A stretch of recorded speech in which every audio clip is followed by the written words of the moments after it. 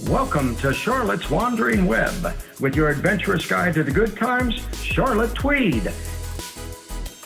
Each week, Charlotte takes you on the journey of a lifetime to a delightful Caribbean locale where the sun never sets on your good life at a great price. And now with her muy amigo, Carib Carter, here's your host, Charlotte Tweed. Hello. This is Carib Carter, and welcome to the second episode of the already hit Charlotte's Wandering Web with Charlotte Tweed. Charlotte Tweed, welcome to your own show from Mexico. Thank you, Carter. Always a pleasure to talk to you. It's great to see you again. It is great to see you again. How are things in Mexico right now? Tell us, what's the temperature? Where's the sun? The whole 9 yards that we don't have up here in the north. Well, it's the afternoon, so the sun is high in the sky. It's warm. It's sunny. Temperature, it's probably around the 80s right now. So for Canadians, around 25 degrees. Incredible. Let me ask you this. In a second, you're going to see why. Are the flowers blooming around you?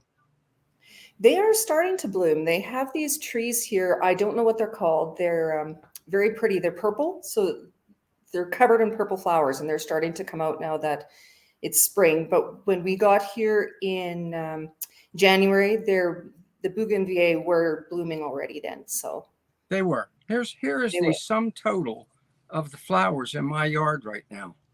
Oh, this is the sum total. Forsythia and pussy willows. That's it. I have nothing. Nothing. If I were still in Canada, it would still be snow. So I'm good with what I've got. So tell us about what you have been doing, where you have been wandering since the last time we talked. Well, since we talked last, I ate a grasshopper. You what? You ate a grasshopper? I ate a grasshopper. The the people who we're renting the home from, they have another house up the hill. So they invited us up for drinks and snacks. He said, I'll have snacks. And we're like, right. Okay, great. And when the snack plate came out, it was Oaxaca cheese and grasshoppers. Did they look like grasshoppers? Oh, yes. Yes, they look like roasted grasshoppers. And when you're in the market, yes, and it when you're in the market, they carry around, there's baskets of them, so you can buy them in the market like that. I had no intentions on buying them or trying them, but I thought, well, give me another shot of mezcal and maybe I'll try it. So I did try it. I made sure to pick one that didn't have any legs on it. I can't do it. That's just God. That's too weird of a thought for me, but it was like chewing on a piece of straw. It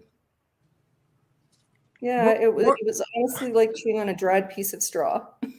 What did they flavor them with?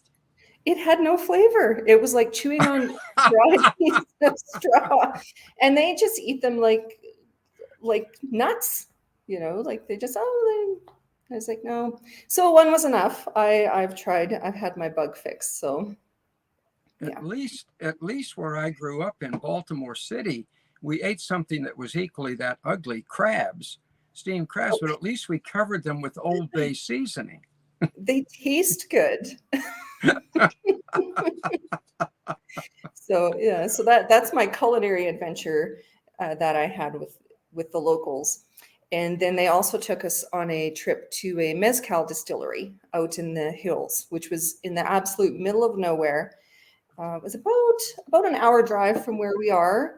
And you just all of a sudden turn down this little dirt road, and there is a very unassuming building with the name of the distillery, El Cascada, I believe is what it was called. I have been to wineries and distilleries and breweries around the world, and this was the simplest yet most impressive distillery I have ever seen. Now, when you say distillery, what were they distilling? Like whiskey or gin or vodka or Mezcal. what? Mezcal. Whiskey. Okay. Mezcal. Okay. It's not whiskey. It's sort of like a tequila. So it's It's common in Mexico. You don't usually see it on the shelves in other countries. It's a Mexican specialty, and they brew it here in the hills. Oaxaca is where it's very popular for. So what it is, I'll tell you the process because it's a fascinating process. It's a fascinating tasting drink. It tastes like it has a smoky flavor.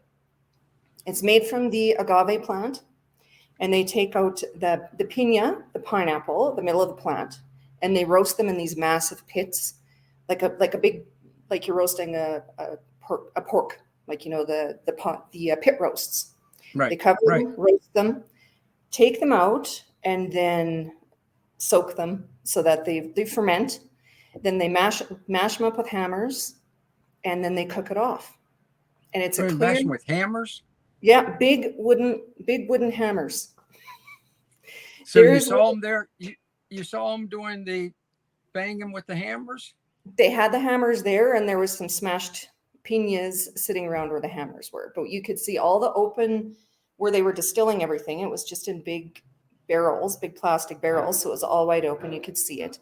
And the still where they actually cook off the alcohol, there is no power used. It's underneath the floor. It's all wood fired. So they use the heat from the wood fire to cook off the mezcal. And then for bottling, it's the funniest thing. I don't, if back in school, back in the old days, if you couldn't afford gas, you'd siphon the gas. I never did. Yeah. My brother did. They siphon it out of a big bottle, and that's how they do their bottling. There is literally no electricity used in the process. Wow. Yeah. Then did they stick a cork in it? They have a lot of cork sitting around? Yeah, just a plastic bottle. People bring their own bottles and refill it. Or they have really fancy bottles too. Like they look really old style, something that may have come off a pirate ship. And that's what they'll fill them with a lot of the time. Wow. Put a cork in it. Did you get a free sample? Oh yes. As soon as we walked down the hill, they were pouring us all samples. And they wouldn't have stopped. I had to say, no, that's enough. And they didn't charge for the sampling. I think probably because the more you sample, the more you buy. Did it taste good? Yes, it is. It's for some people it would be probably too strong, but it's very unique. Like I said, it's almost like a smoked tequila. That's probably the best way that I could describe it. Smoked tequila. Okay. Mm-hmm. And it's a sip. You just sip it. You don't do a shot. You sip it. Yeah. Sip it. It's a sipping whiskey. Wow. They wouldn't call it whiskey, but no. Spirit, a fermented drink. Incredible. Yeah.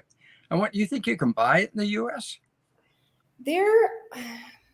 I think there are some places that they're starting to ship to. My husband had looked it up, but I think they may call it something different. I'll have to look that up and get you the right information on that. Pretty fascinating. So would you say it was quaint? Was it quaint? The distillery? What'd you say? Rustic. I like that's good. That's good. Yeah, rustic. Yeah. Very rustic. Mm-hmm. And so was it out in the middle of nowhere? Out in the middle of nowhere. Close by a little town, Palmero, I believe the town was called. Like it's 10 people. But yet if you wouldn't know where it was, you drive right by it because you have to drive down the hill and drive in. So it was the locals that took us. I said, I would love to see how this is made. So they're like, okay, we'll take you to a Mezcal Distillery tomorrow. So do you think this is like white lightning? I mean, is this legal? Oh yes, it's legal. Yes. I keep waiting for George Jones to jump out and saying white lightning. It's legal. In fact, it is legal. In order to have a distillery, you have to be, according to what the locals told us, you have to go to school. It's almost like becoming a sommelier. It's quite the process. So in order to have a distillery like that, it's licensed, it's legal. They have to have an education to do it. How big a business do you think they have? I mean, if I had to pay to get a license, how many bottles do you think they sell?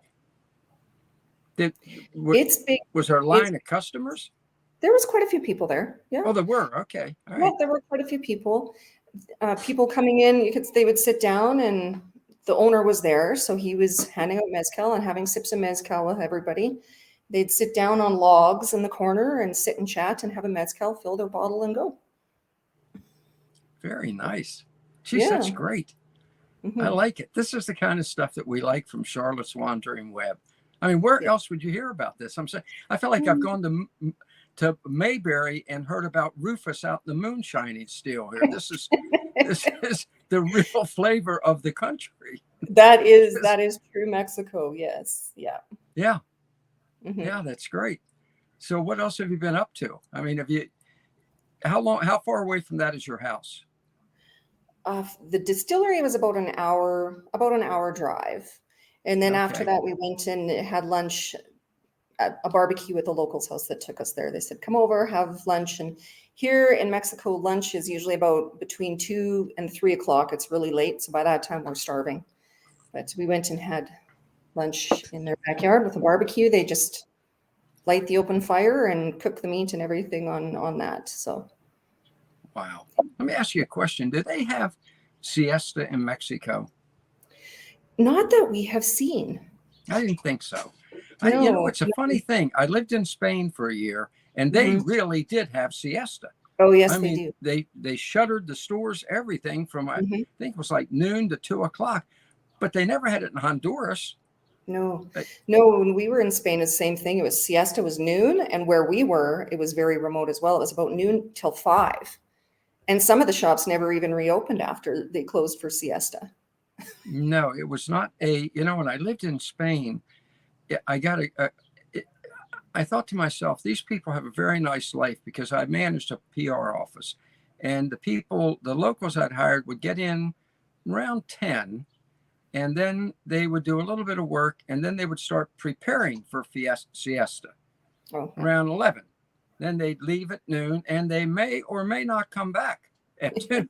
It was just, It's very bizarre for us, isn't it? it was a good life, but it was not that way in Honduras. There was definitely no siesta. It was like work around the clock, and I guess the Mexicans are the same way. Yeah, they are. And same thing when we were in Nicaragua. I didn't notice siesta when we were there either. So, Yeah, yeah, yeah. no, very high energy. I think it's like, with my wife, people are always saying, your wife is a very hard worker, and I tell them, yes, it is. As a matter of fact, we have a place up in West Virginia in the country where the it uses propane, some of it, right? And the propane tank emptied. I don't know whether you ever. So we had to take it to the propane place, and before I could get it out of the back of the Jeep, she reached in and grabbed it and carried it up to the shed where they refill them. And I said to her when we got there, I said, Princess, you shouldn't have done that, because now this gentleman is thinking, look at that nasty old gringo making that poor, pretty little Latina girl do all the work. And he said, that's just what I was thinking. Yeah. Yeah. Yeah. They're Because, hard workers. Yeah. yeah, exactly. Very, very hard workers. Now, did you use a lot of back roads to get to this distillery, or is it? Yeah, they were highways, but they were rough highways. These ones They they were. were paved, yeah, paved, but there was no shoulders or anything like that. And it's because we're in what they would call their mountainous area, so it takes so long to get there, and the roads are very windy. So yeah, we Yeah. had to really drive around the mountain and drove right through town, drove through Melanalco to get to the distillery. So it's on the other side of the mountain from where we are. Because I think that's something I think most of our viewers would wonder about. What is transportation like there? I mean, did you drive? No, who we're renting from, he drove us. Okay. So we drove with him. Taxis are very common here. Where we are in the country, a taxi did come and pick us up here. I wouldn't know how to give him directions. So Miguel, we're renting from, gave him directions, and he got lost. And the road up here, it's nasty. It's a nasty, rocky, bumpy dirt road. But the main highway, once you get on there, is very good. And when Miguel drove us out the one time, he said, I know this road is very bad, but we like it that way because then more people don't move here. Ah, Very, very good. I think, Yes. So yeah, yeah. interesting. Very, Yeah. very It interesting. keeps the population down, and we still have the fields. Like there's a cornfield down there. There was a little boy right when we ran out to get groceries yesterday. There was a little boy, like maybe between 5 and 7, riding his horse along the highway and then turned up the road where we were. And I tell you, that 5 or 7-year-old boy, he was a master with that horse. He was. Oh, yeah, yeah. It was impressive. Do you see a lot of folks on horses or Yes. on bikes? How about bikes? Yes. Bikes, Yes. pedal bikes, motorbikes. Yeah, that's very common. Like I said, lots of cabs. That's very, very common to take a taxi as well. And there's little buses that they stop all the way along the highway because we're just off the main highway, and they'll stop at all the corners. So if you want to catch the bus to go into town, you just go stand out at your corner, and they stop and pick you up. Very nice. So the bus service, it's one thing that the public transportation in Honduras was just excellent. How about how about in Mexico? I would say yes. Yeah, a lot of people Yeah. I don't really have vehicles because it is for us to go to Malinalco. It was a 20-minute drive when we took the taxi the one time when we did our tour, and it was 150 peso, which works out to about, I think it's like $7. Both, like that was total both ways. Fantastic. Fantastic. And bus service, you said, is good? Yeah, they're small. They're almost like a van.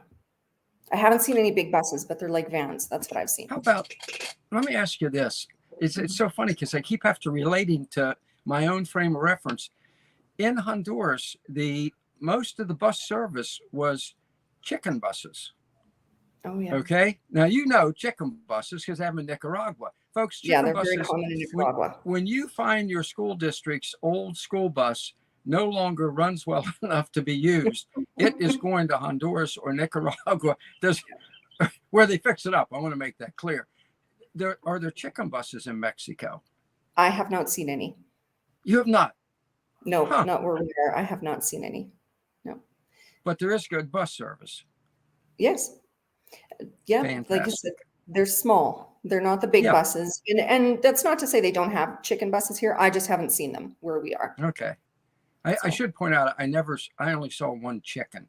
I was there over a year. I only saw, and it was very well behaved chicken. It was in the bus or in the bus, yeah. In the bus. Oh, I saw a lot of there's chickens everywhere. Yeah, there's chickens everywhere in Mexico. Roosters crowing in the morning, hens and chicks running alongside the road when we go in, and yeah. When you're on the back roads there, like driving to the distillery, do they have a lot of roadside kiosks, which I always loved in Honduras? No. Well, no, I shouldn't say that.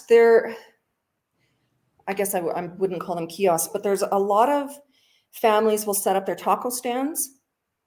And that is quite frequent along the way. Like even just after, I guess, we pulled into the distillery, there was a little taco stand set up. They set up their tents and the plastic tables come out, plastic chairs come out, and they cook tacos or tamales, whatever, and sell them along the side of the road. So that is common. Yes. Excellent. Yeah. Did you get any? No, did you buy some? No. You did? No, we didn't. No. That's because you already filled up on Grasshopper. We were going for barbecue. Yeah. Well, this is perfect because what you're doing here is giving people a real flavor of the country, because so often you only hear from people who, it's like I lived 6 months on Roatan, right? And when people would ask me, well, what's Honduras like? And I would have to say to them, I don't know, because I'm living on Roatan Island. But what you're doing is giving people the real flavor of the country, which I find just delightful. Yes, and I love the fact you're out there amongst the people. Yeah. It's very, very, very good. Yeah. So what would you, before we close, because we're almost out of time here, what would you say was the highlight of the week? I mean, obviously it could not have been the Grasshoppers. No. The distillery, visiting that distillery, it was humbling and it was fun and intriguing and educational.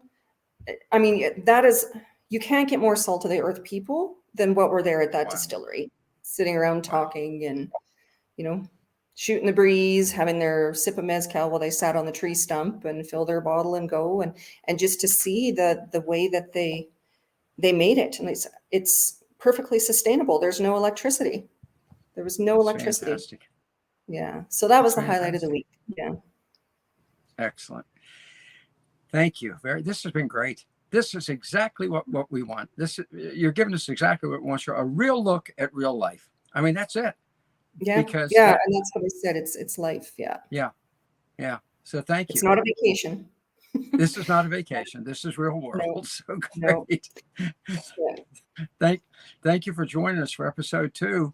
And we'll look forward to next week. First of all, starting out telling us next week with what unique thing you have dined on, and then we'll move on from there. Oh.